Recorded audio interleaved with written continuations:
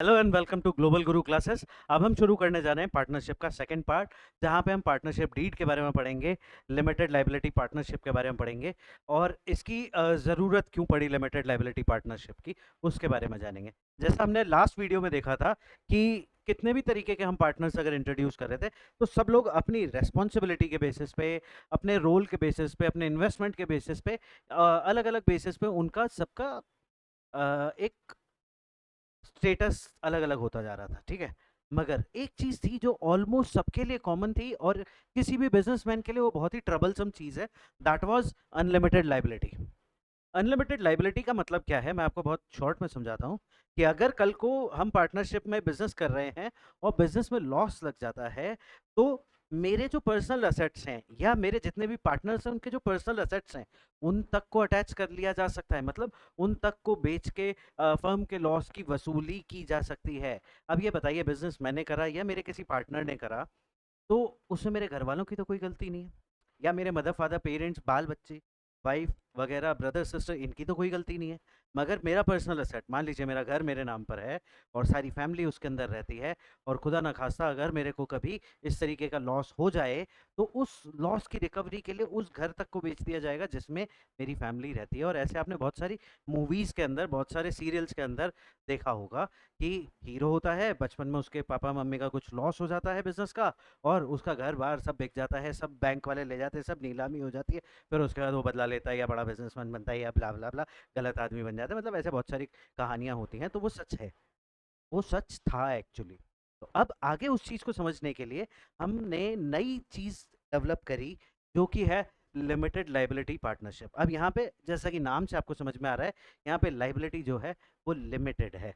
Limited in the sense जितना मैंने अपना इन्वेस्टमेंट कर रखा है, जितना मेरा शेयर है या जितना मैं प्रोबेबली बिजनेस में इन्वेस्ट करने वाला हूँ उतने तक ही मेरी लाइबिलिटी लिमिटेड है। तो कैसा है कि बिजनेस में लॉस हो गया, बिजनेस में लॉस होने की वजह से अब जो लॉसेस हैं नॉर्मल पार्टनरशिप के केसेस में आपके पर्सनल असेट्स अटैच कर दिए जाएंगे। जो घर था जिसमें मम्मी पापा भैया भाभी ये लोग सब रह रहे थे वो घर भी सेल कर दिया जाता था और उससे आने वाले रेवेन्यू से जो है डेट को चुका दिया जाता था। अब क्योंकि मेरे घर वालों का इसमें कोई रोल नहीं है, उनकी कोई प्रॉब्लम मतलब उनकी वजह से इस बिज़नेस में कोई प्रॉब्लम नहीं आई है, तो ये मेरा डिसीज़न था। तो मेरा डिसीज़न कहाँ तक लिमिटेड है, मेरे इन्वेस्टमेंट तक लिमिटेड है। तो मेरे पर्सनल असेट्स जो हैं, जो कि शायद मेरी फैमिली यूज़ कर रही है, मेरे घर वाले यूज़ कर रहे हैं, वो पर्सनल असेट्स जो हैं वो अटैच नहीं होते यहाँ पे आपकी लाइबिलिटीज़ को पे ऑफ करने के लिए। This is what limited liability partnership is. बाकी सब सेम है कि बहुत सारे पार्टनर्स हो सकते हैं, एक से ज़्यादा पार्टनर हो सकते हैं और सब कुछ सेम है कि प्रॉफिट शेयरिंग आप पहले से as a partnership deed declare करोगे, कौन कितना शेयर करेगा, कौन कितना इन्वेस्ट करेगा, किसका क्या रोल होगा, किसका क्या रोल नहीं होगा, सब कुछ सेम है। बस लाइबिलिटी वाला जो पार्ट है, जो अनलिमिटेड लाइबिलिटी थी, उसको हमने लिमिटेड लाइबिलिटी में कन्वर्ट कर दिया, इसलिए इसका नाम एलएलपी है।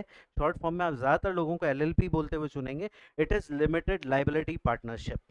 तो अब हम शुरू करते हैं इसको फॉर्मली। अभी तक तो था सिर्फ एक इंट्रोडक्शन, क्या पढ़ने जा रहे हैं, क्यों पढ़ने जा रहे हैं, कैसा है।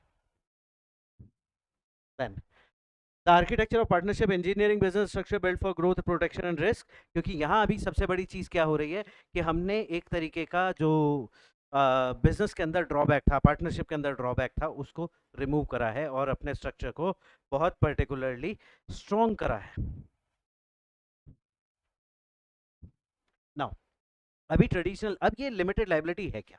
लिमिटेड लाइबिलिटी इज, हमने ट्रेडिशनल पार्टनरशिप वाले सिस्टम को इंक्लूड कर दिया जो कंपनी फॉर्मेट है, जो corporate private limited public limited companies में जो फायदे हैं, प्लस जो फायदे एक आपके ट्रेडिशनल पार्टनरशिप बिजनेस के थे, इन दोनों को क्लब करा और इन दोनों को क्लब करने के बाद जन्म होता है the modern LLP, governed by Limited Liability Partnership Act 2008। Important चीज क्या है कि एलएलपी एक्ट 2008 से ये गवर्न होता है।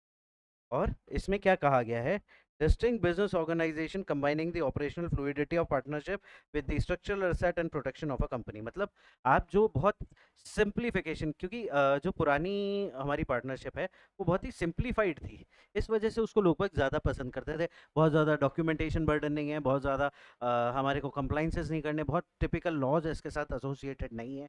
तो एक बहुत ईजी तरीके से आप अपने बिजनेस को करने पे ध्यान दे सकते थे ट्रेडिशनल पार्टनरशिप।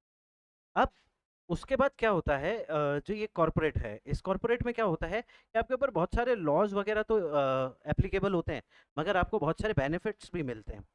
ठीक है, सबसे बड़ा बेनिफिट है कि आपकी जो लाइबिलिटी है वो लिमिटेड है, आपकी रिस्क जो है वो लिमिटेड है, मगर आपका वर्क करने का स्कोप जो है वो बहुत बड़ा है। तो इन दोनों चीज़ों को, इन दोनों बेनिफिट्स को मर्ज करा और एलएलपी को जन्म दिया।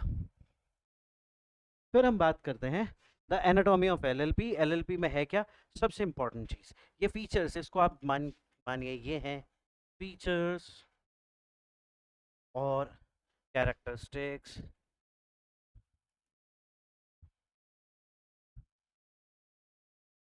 Features and characteristics of LLP.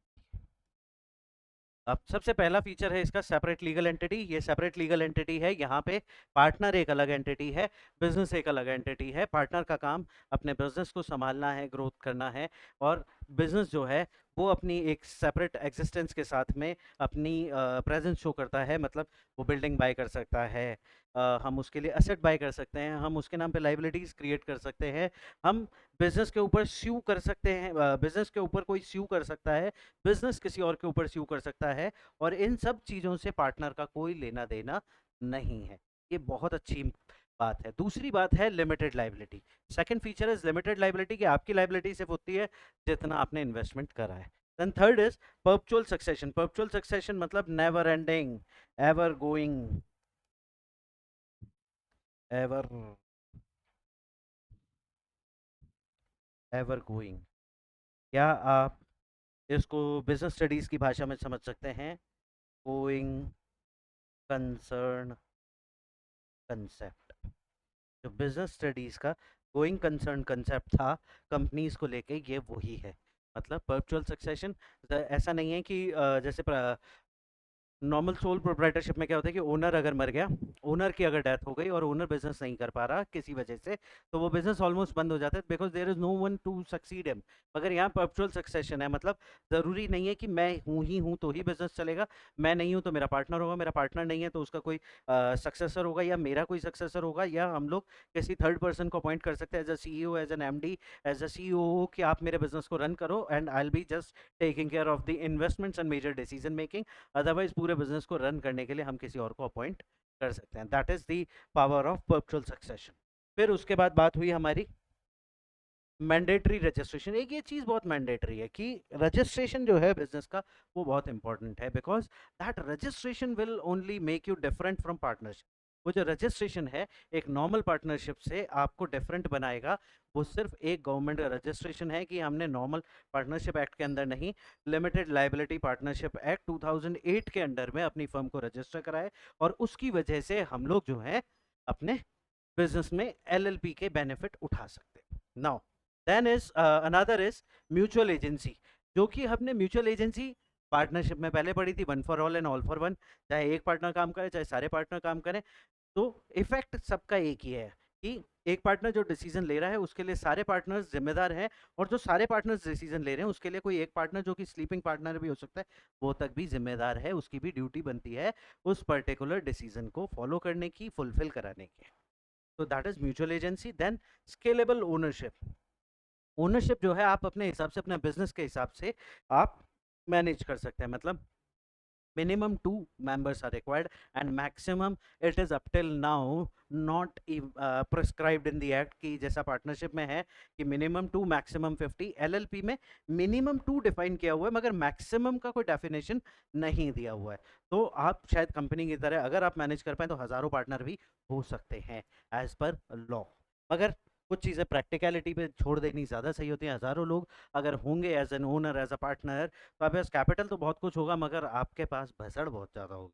आपके पास हेडेक बहुत ज़्यादा होगी, क्योंकि हज़ारों लोग डिसीजन मेकर होंगे, तो आपके बिज़नेस में ना तो कोई डिसीजन मेकिंग होगी, ना एफिशिएंसी होगी, ना ही आप बिज़नेस को किसी एक डायरेक्शन में सेल कर पाओगे। अब हम एक मैट्रिक्स के थ्रू समझते हैं कि पार्टनरशिप और लिमिटेड लायबिलिटी में क्या डिफरेंसेस हैं, क्या अलग चीज़ें हैं। तो ट्रेडिशनल पार्टनरशिप का गवर्निंग लॉ है इंडियन पार्टनरशिप एक्ट 1932। इसका है एलएलपी, लिमिटेड लायबिलिटी पार्टनरशिप का एलएलपी एक्ट 2008। फिर है रजिस्ट्रेशन। यहाँ पे रजिस्ट्रेशन जो है पार्टनरशिप का ऑप्शनल है। कहा जाता है कि एडवाइस है कि आपको करना चाहिए, मगर यहाँ कंपलसरी है। Why compulsory? बिकॉज हम बेनिफिट लेना चाहते हैं एक कॉरपोरेट का, तो हमें जाके कुछ तो कंप्लाइंसेस करने ही पड़ेंगे, गवर्नमेंट को बताना पड़ेगा कि we are operating on LLP format. उसके लिए आपको रजिस्ट्रेशन कराना मैंडेटरी। देन लीगल स्टेटस, यहाँ पे कोई सेपरेट एंटिटी नहीं है पार्टनर्स ऑफ बिजनेस की। पार्टनर जो कर रहे हैं वो बिजनेस कर रहा है, बिजनेस जो कर रहा है वो पार्टनर्स कर रहा है। मगर यहाँ पे एलएलपी में सेपरेट लीगल एंटिटी है। मतलब अगर कल को मेरे कोई बिजनेस होता है जिसको मैं एलएलपी के ऊपर रजिस्टर करता हूँ, तो वहाँ पे वो बिजनेस खुद के लिए कोई एसेट्स परचेज कर सकता है, खुद के लिए कोई लाइबिलिटीज़ क्रिएट कर सकता है। मतलब मैं चाहूँ तो मेरा बिज़नेस खुद के नाम पे लोन भी ले सकता है, खुद के नाम पे शेयर्स भी इशू कर सकता है, मतलब शेयर्स इन द सेंस खुद के नाम पे कुछ पैसे मार्केट से भी उठा सकता है। खुद के नाम पे हम कहीं इन्वेस्टमेंट भी कर सकते हैं, खुद के नाम पे मशीनरी भी बाय कर सकता है हमारा business. That is separate legal entity. और उन सब चीज़ों में मैं इनडायरेक्टली ओनर होऊँगा, मैं डायरेक्टली ओनर नहीं होऊँगा, ठीक है? Because that business belongs to me, so I can use those assets. But the actual owner of those assets will be my business, because it is having a separate legal entity under LLP Act 2008। फिर बात करते हैं liability profile की। यहाँ पे unlimited है, और यहाँ पे हमने इसको चूज ही इसलिए करा है बिकॉज ये लिमिटेड है, और कहाँ तक, जितनी कैपिटल मैंने इन्वेस्ट करी है वहां तक। और पार्टनर कैपेसिटी यहाँ पे मिनिमम दोनों में डिफाइन है, मिनिमम 2 है, मिनिमम 2 है। मगर ट्रेडिशनल में 50 partners is your maximum limit, और यहाँ पे नो मैक्सिमम लिमिट है। एलएलपी में मैक्सिमम पार्टनर्स की कोई लिमिट नहीं है। फिर बात करते हैं प्रॉपर्टी ओनरशिप के बारे में, कि प्रॉपर्टी ओनरशिप यहाँ पे jointly owned by partners. Traditional partnership में क्या होगा, जितने पार्टनर्स हैं उन सबके नाम पर होगी प्रॉपर्टी, ठीक है? और लिमिटेड लाइबिलिटी में बिजनेस जो है वो डायरेक्टली खुद ओन करेगा प्रॉपर्टी को, कोई भी पार्टनर उसका ओनर नहीं होगा, ठीक है? फिर सक्सेशन, यहाँ पे वल्नरेबल सक्सेशन है, डिसॉल्व हो जाती है किसी भी पार्टनर के डेथ और इंसॉल्वेंसी पे। आपकी जो फर्स्ट पार्ट की बुक है वो आधी से ज़्यादा भरी ही इस वजह से, because admission of a partner, death of a partner, retirement of a partner, insolvency of a partner, बहुत सारे तरीके हैं जिसकी वजह से हर थोड़े दिन में आपकी पार्टनरशिप जो है डिसॉल्व होती है, रीडिज़ाइन होती है, रीस्ट्रक्चर होती है। अगर आपको कुछ भी करना है तो पहले पुरानी पार्टनरशिप डीड को डिसॉल्व करना पड़ेगा, पुरानी पार्टनरशिप को ख़त्म करना पड़ेगा, उसके बाद आप दोबारा फॉर्म करेंगे, तब जाके वो पार्टनरशिप वहाँ से कंटिन्यू होगी। ये इतना टायरिंग प्रोसेस था। मगर यहाँ पे क्या है, वर्चुअल सक्सेशन हूँ, मतलब मैं हूँ, मेरे बाद जो भी होगा वो आके संभाल लेगा। Otherwise I can appoint someone जो कि आके बिजनेस को संभाल सके। जैसे कि आपने बड़ी बड़ी कॉर्पोरेट्स में देखा होगा कि फाउंडर तो कोई और है, उसका पैसा किसी और का लगा हुआ है, काम कोई और कर रहा है, और उसके बदले उस पूरी चीज़ को मैनेज करने के लिए हमने एक कोई वेल डेजिग्नेटेड आदमी को अपॉइंट कर रखा है, जो उस चीज़ में एक्सपीरियंस है, उस चीज़ में बहुत ज़्यादा पढ़ा है, बहुत ज़्यादा रिसर्चेस कर रखी हैं। तो इन सब इस तरीके के आदमी उस बिज़नेस को संभालते हैं। इसीलिए आप देखते हैं ज़्यादातर जो है कंपनी फॉर्मेट्स जो हैं वो ग्रो होते जाते हैं, और जो बिज़नेस फॉर्मेट है, नॉर्मल एंटरप्रेन्योरशिप फॉर्मेट है, वो सब कहीं ना कहीं आके स्टक हो जाते हैं। देन ट्रांसफर ऑफ इंटरेस्ट, यहाँ पे ट्रांसफर ऑफ इंटरेस्ट जो है रिजिड है, और यूनैनिमस कंसेंट चाहिए, मतलब सारे पार्टनर्स की कंसेंट चाहिए, चाहे यस में चाहे नो में। अगर हम किसी भी डिसीजन को बनाना चाह रहे हैं तो हमें ऑलमोस्ट सभी पार्टनर्स की कंसेंट चाहिए होगी। और यहाँ पे क्या है, ट्रांसफर ऑफ इंटरेस्ट बहुत फ्लूइड है, subject only to LLP agreement. Then management structure क्या होता है, all partners participate by default. मतलब मैनेजमेंट स्ट्रक्चर में क्या है, सभी बोला, मैम ने क्या बोला, म्यूचुअल एजेंसी है, one for all and all for one, तो यानी कि सभी ओनर हैं और सभी फॉलोअर हैं। तो सभी फॉलोअर जो हैं वो सभी ओनर भी तो हैं। चेस खेला है कभी? चेस में क्या होता है, एक राजा होता है, बाकी सब लोग उसके लिए, उसकी प्रोटेक्शन के लिए काम कर रहे हो, ठीक है? मगर बिजनेस में क्या है, सभी राजा हैं और सभी एक दूसरे के प्रोटेक्शन के लिए काम कर रहे हैं, ठीक है? तो वही बात आ गई कि सभी पार्टनर जो हैं सभी के सब ओनर हैं, और सभी के सब बिजनेस को रन करने की कैपेसिटी रखते हैं। मगर यहाँ पे क्या है कि एलएलपी इस चीज को डिफाइन करता है, who will be the person who selling the boat. Business का कैप्टन कौन होगा, कौन एज द कैप्टन पूरे बिजनेस को सेल करके प्रॉफिटेबिलिटी तक ले जाएगा। तो एक पर्टिकुलर पर्सन अपॉइंट किया जाता है, वही हमने बोला था कि परपेचुअल सक्सेशन का भी वही बेसिस होता है, ज़रूरी नहीं है कि एक ओनर ही या एक पार्टनर ही बिजनेस को मैनेज करे। फिर है कंप्लाइंस लोड, इसमें बिल्कुल नहीं होता, और कई लोग तो इसको रजिस्टर ही नहीं कराते ट्रेडिशनल पार्टनरशिप को, तो कंप्लाइंस के नाम पे सिर्फ आपको अपनी आईटीआर ही भरनी होती है, ठीक है। और यहाँ पे बहुत हायर कंप्लाइंसेस होते हैं, एनुअल रिटर्न्स रिक्वायर्ड होती है, आपके बिलिंग्स वगैरह जो हैं वो सारी वेरीफाई की जाएंगी, ऑडिटर्स आते हैं, ऑडिटिंग होती है, सब कुछ आपको प्रॉपर फॉर्मेट में रखना पड़ेगा, because you are taking benefit of the corporate structure. मतलब आप कंपनीज वाला बेनिफिट अगर लेना चाहते हैं तो कंपनीज की तरह कुछ तो कंप्लाइंसेस आपको भी फॉलो करने पड़ेंगे। नाउ डिसोल्यूशन, अगर हम बात करते हैं डिसॉल्व कैसे होती है ट्रेडिशनल पार्टनरशिप, बहुत ही सिंपल है, एक म्यूचुअल एग्रीमेंट होता है, सारे पार्टनर्स आते बैठते हैं, हाँ भाई अब आज के बाद हम आप बिजनेस साथ में नहीं कर सकते, तो अब मेरे को तेरी शक्ल पसंद नहीं है, तो अब आज के बाद मैं तेरे से काम धंधा नहीं करूँगा, ठीक है। मतलब पार्टनर्स आपस में बैठे किसी भी बेसिस पे किसी भी रीजन में उन्होंने डिसाइड कर लिया कि अब हम साथ में बिजनेस नहीं कर सकते, तो आएंगे बात करेंगे और खट खट क्रॉस करा, डिसॉल्व हो गई, काम खत्म हो गया। एक सिंपल सी line, we all partners have met on this so and so date and in this particular meeting we have decided that we will not be continuing this business anymore, so we all give a consent to dissolve the partnership। या हम सभी partners आज इस तारीख पे बैठ के अपनी पार्टनरशिप को ख़त्म करने का रेजोल्यूशन पास करते हैं और साइन करें, काम खत्म, पार्टनरशिप फर्म डिसॉल्व हो गई। मगर यहाँ पे भाई साहब थोड़ा सा कॉम्प्लेक्स है। क्यों है?